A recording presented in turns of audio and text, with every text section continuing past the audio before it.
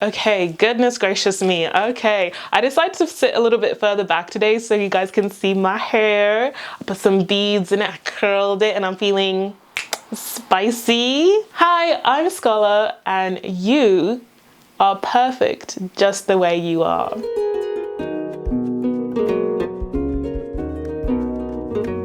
Okay, so welcome back to my channel. So today I'm really excited because I'm going to be talking about how to spark inspiration and motivation. So this is something that I've been doing. It's part of the journey that I'm on at the moment. If you watched my last video, you'll know that I started off by making sure I was doing things to heal, because I went through a period where I felt very empty, lost, hopeless, basically, to put it bluntly, basically like depressed. Okay.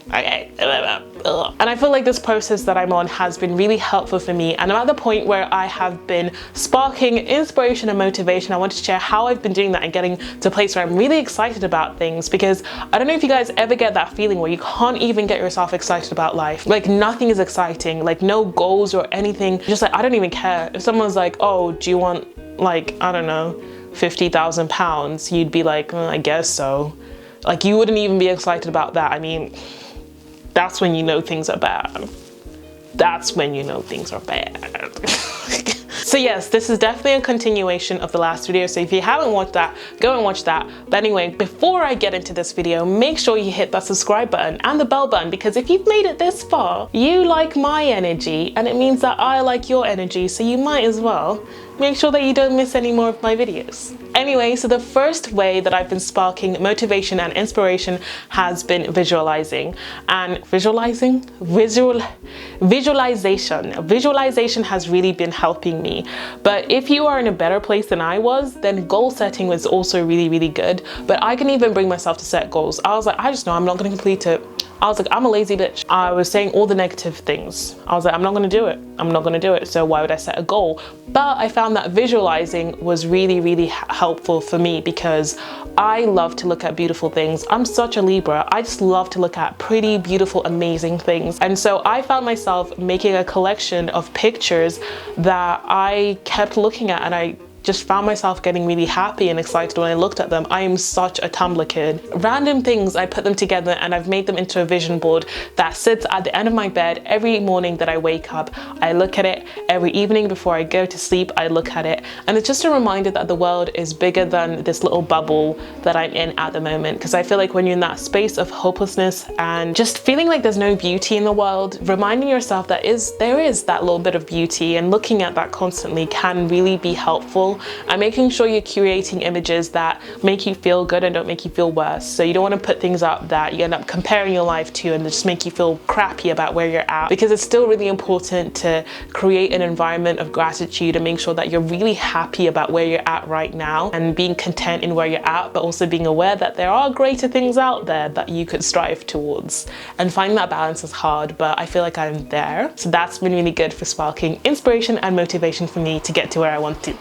Okay, next up, one thing that's really helped is streamlining the content I consume, especially after my social media detox. So if you guys didn't know, I took almost 2 weeks off social media. I deleted all the apps. I wasn't scrolling on YouTube. I wasn't scrolling on Instagram, or definitely wasn't on Twitter, okay? But cheekily, I was on TikTok, and I realized why I kept TikTok on my phone. And it's because it's the only place that I associated with being happy and just enjoying myself. I feel like TikTok for me is such a positive space. I know that there is a lot of negativity on there. I haven't personally seen it. I don't do things like read the comments where people are most likely to come out and bring negativity.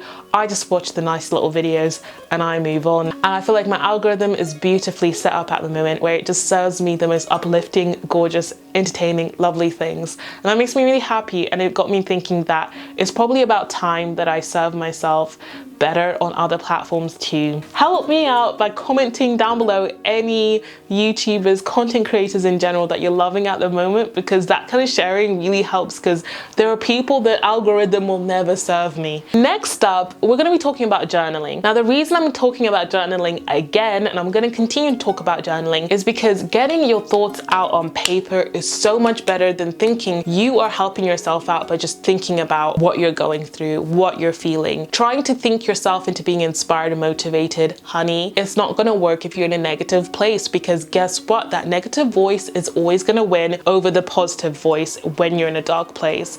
And so I feel like getting things out on a piece of paper helps to break down how you're actually feeling and helps that positive voice come out a lot more. Because when I'm in a dark place, I find that that negative voice wins, and what wins over everything is fear. Whereas when I put things down on paper, I can really logically break things down and see it in front of me and try to weigh things up and decide what I want, what excites me. Because one thing I've noticed a lot is a lot of the things I want and that actually excite me have been clouded by fear. I used to love teaching like dance classes and dancing with people, and I loved that. Or a spin class. I used to love teaching spin classes, but now I get such a physical negative reaction to doing that. I feel anxious, I feel scared. I'll even convince myself I hate it, even though I know deep down I love it. The only reason I've thought of that is that I've let fear take over. I let fear make me think that I'm not good at those things, that I'd embarrass myself, something terrible would happen if I did any of those things.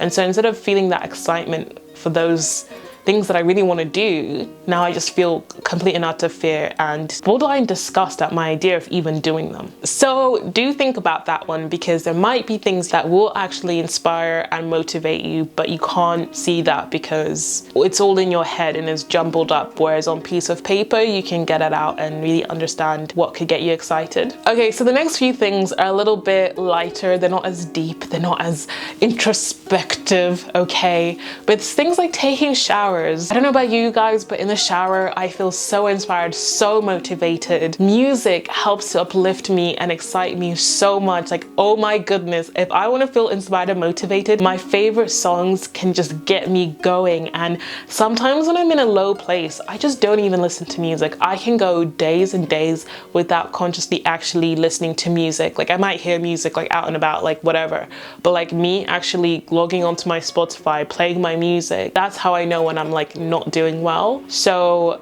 when I actively go, Scola, go listen to some music, I know I'm gonna feel instantly better just by listening to something that makes me feel something. Dancing, obviously, it's me. It's me. Dancing always makes me feel inspired and motivated.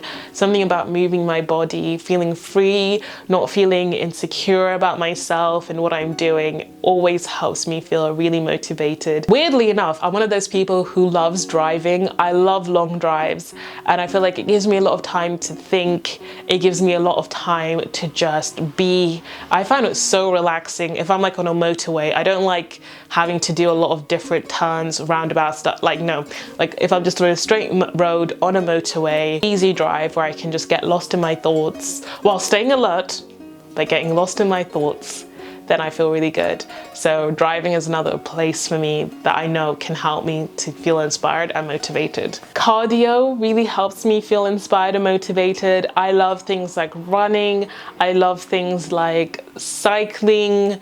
Like I said, spin classes, that kind of thing. When I get my heart rate up and those endorphins get going, nothing feels better than that. Nothing makes me feel more electric than just having pushed my body to the limits, and I just love it. But I mean, any exercise can do that for you. I just find personally, cardio does it for me more than, for example, weightlifting. I've been doing a lot of weightlifting at the moment, and sometimes it can get me to that point, but I only notice when my heart rate gets to a certain level that I get to that point. Do you know what I mean?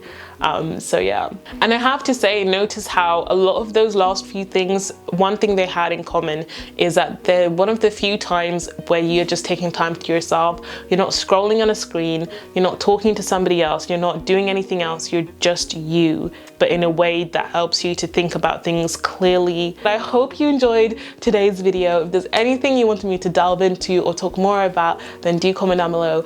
But please do share anything that inspires or motivates you as well. I would love to hear what gets you guys going. But anyway guys, thank you so much for watching. Stay healthy, stay luscious, and I'll talk to you guys later.